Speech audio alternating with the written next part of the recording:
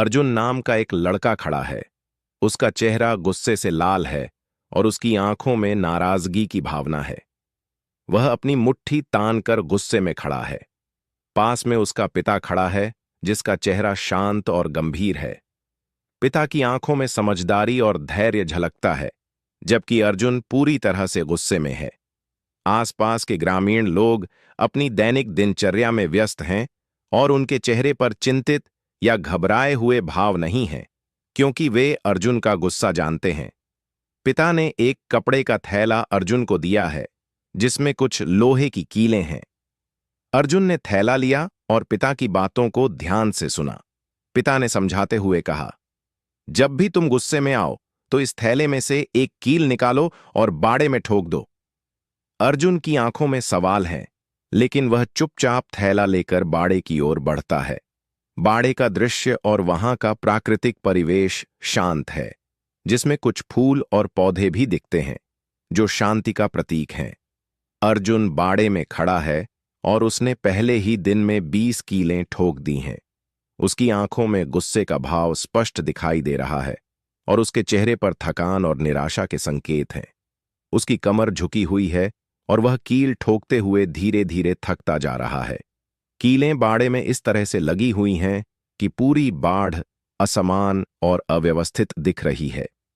आसपास का वातावरण शांत और सुहावना है, लेकिन अर्जुन के संघर्ष से दृश्य में एक हल्का तनाव दिखाई दे रहा है। अर्जुन अब बाड़े को ध्यान से देखता है, जहां बहुत सारी कीलें लगी हुई हैं। उसकी आंखों में अब आत्मनिरीक्षण और गंभीरता है। वह सोच रहा है कि हर गुस्से में आकर कील ठोकना कितना कठिन और थकाऊ है। धीरे धीरे वह गुस्से को कम करता है और अब कीलें ठोकना बंद कर देता है। उसने पहले जितनी कीलें ठोकी थीं, उनका असर बाड़े पर दिखता है। अब अर्जुन को यह महसूस हो रहा है कि गुस्से का असर कितना गहरा और स्थायी होता है।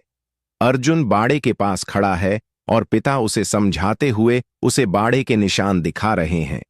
पिता का चेहरा शांत और सिखाने वाला है और वह अर्जुन से कहते हैं, तुमने बाड़े में बहुत सारी कीलें ठोंकी, अब तुम्हें उन सभी कीलों को निकालना होगा। अर्जुन एक एक कील निकालने की कोशिश करता है, लेकिन बाड़े पर जो निशान बने हैं वे साफ नहीं हो पा रहे हैं। पिता ने उसे समझाया, गुस्से से बोले गए शब्द तो खत्म हो सकते हैं, लेकिन उनके निशान हमेशा रहते हैं। अर्जुन की आंखों में अब समझ और आत्मनिरीक्षण का भाव है। अर्जुन अब एक नए नजरिए से देखता है। वह पिता की बातों को समझ चुका है और उसकी आंखों में शांतिपूर्वक बदलाव नजर आता है। बाड़े पर कीलें भले ही हटा दी गई हों, लेकिन उनके निशान अब भी बचे हैं। यह दृश्य शांति और आत्मनिरीक्षण का प्रतीक बनता है, जिसमें अर्जुन अपने गुस्से को समझता है और अब उसे काबू करने की कोशिश करता है। यह कहानी बहुत प्रेरणादायक है, जो क्रोध और उसके प्रभावों पर गहरी समझ प्रदान करती है। अर्जुन के अनुभव और उनके पिता की शिक्षाएं सिखाती हैं कि क्रोध में किए गए कार्य, जैसे शब्द या कार्य, का प्रभाव लंबे समय तक रहता है, भले ही हम बाद में उनसे बचने की कोशिश करें। यह कहानी आत्मनिरीक्षण और अपने आंतरिक संघर्ष को समझने की प्रक्रिया पर प्रकाश डालती है। साथ ही यह भी बताती है कि असहमति और गुस्से को कैसे शांति से नियंत्रित किया जा सकता है।